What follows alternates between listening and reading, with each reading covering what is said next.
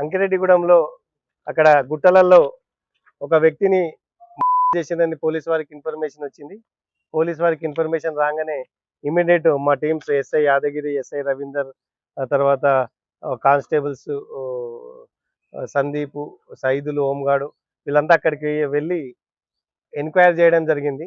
GSL medical institutions మరియు కిమ్యూ international university భాగస్వామ్యంతో Indian aligned MBBS course అడ్మిషన్లు అందిస్తోంది నియో. ఆ ఎంక్వైరీలో భాగంగా డిసీజ్డ్ వ్యవసాయం చేస్తుండగా చేసిందని తెలిసింది. అతని భార్య శారద అని, అతని భార్య అంకిరెడ్డిగూడెం ఉంటుంది. ఆమె కొద్దిగా అంటే ఇతరులతోటి చాలా మందితోటి ఇతరులతోటి అక్రమ సంబంధాలు ఉన్నాయి.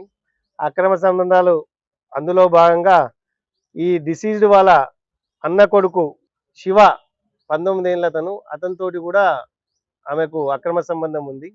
ఈ భర్త సస్పెక్ట్ చేసి ఒకసారి చూసిన తర్వాత కూడా అతను ఈ అలవాట్లు మానుకుంటలేరు కాబట్టి ఇక్కడ బావి దగ్గర ఉన్నప్పుడు కూడా అక్కడ వాళ్ళు క్లోజ్గా ఉండడం చూసి ఈ భర్త దాన్ని ఆబ్జెక్షన్ చేయడం వల్ల అక్కడ ఈ దానయ్య ఈ శివను కొట్టడానికి ప్రయత్నం చేస్తారు కట్టెతోటి.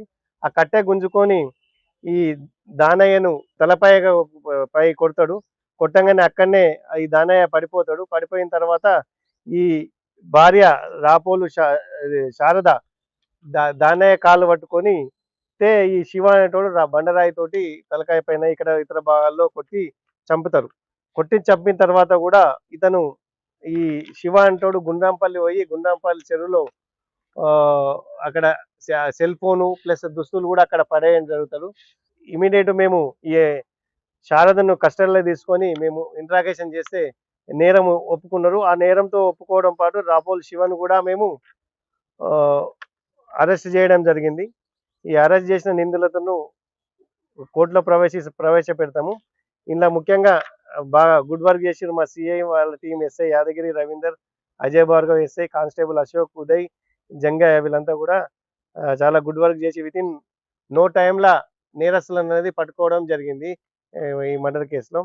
ఇంకా ఫర్దర్ క్లూస్ ఇన్వెస్టిగేషన్ తీసి చైన్ ఆఫ్ కస్టడీ కూడా ఎవిడెన్స్ను కూడా లింక్ చేసి కోర్టులో ప్రొడ్యూస్ చేస్తాం.